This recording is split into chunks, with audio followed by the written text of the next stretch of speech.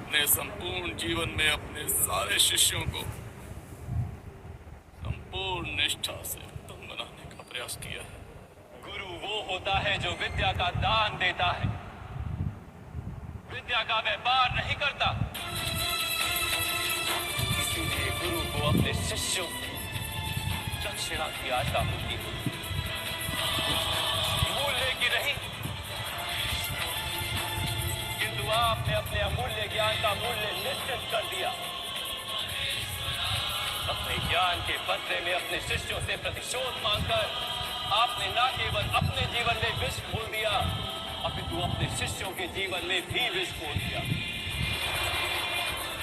और ये सब आपके मोह और अहंकार के कारण हुआ। आप गुरु नहीं हैं द्रोणाचार्य। जिस व्यक्ति हृदय में अहंकार और मन में मोह तथा लालसा होती, उसके हाथों धर्म का कार्य तो हो ही नहीं सकता। जिस पुत्र के प्रति आपको इतना अधिक प्रेम, उसे वास्तव में आप सुख दिए, राज्य दिया, संस्कार दिए, विद्या दी,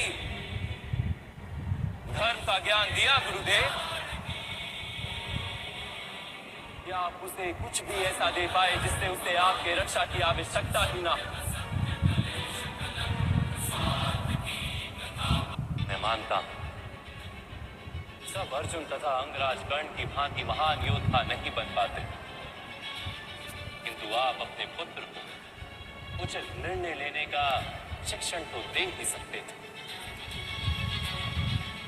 यदि आपने ऐसा किया होता तो आज आपका पुत्र धर्म का शत्रु नहीं होता और आपको भी अधर्म के पक्ष में रहकर युद्ध नहीं करना पड़ता। मैं अपने पुत्र अश्वत्थामा को सारे सुख देने की इच्छा रखता था वासुदेव। मेरे पुत्र अश्वत्थामा के प्रति मेरे मन में प्रेम के कारण प्रेम तो उन्नति देता है, उचित अनुचित का ज्ञान देता है गुरुदेव। प्रेम होता तो आप भी अधर्म से नहीं बंधते और आपका पुत्र भी अधर्म से छूट जाता। प्रेम का जन्म करुणा से होता है और मोह का जन्म अहंकार से। प्रेम कहता है कि मेरे पुत्र को ईश्वर संसार के सभी सुख देंगे, और मोह कहता है कि मैं अपने पुत्र को संसार के सारे सुख दूंगा। प्रेम कहता है कि मुझे अपने पुत्र पर गर्व, और मोह कहता है कि मेरे पुत्र को मुझ पर गर्व।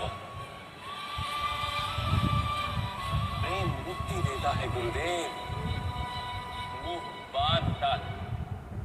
प्रेम धर्म है गुरुदेव और मोह अधर्म।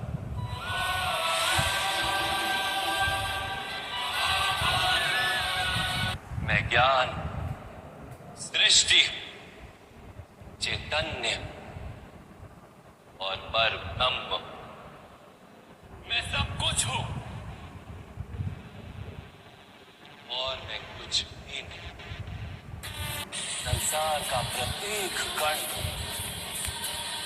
मैं ही सूर्य हूं और मैं ही चंद्र हूं, मैं ही नक्षत्र हूं और मैं ही सभी ग्रह हूं। सूर्य से भी अधिक पुरातन और किसी वृक्ष पर खिली कली से भी नया। संसार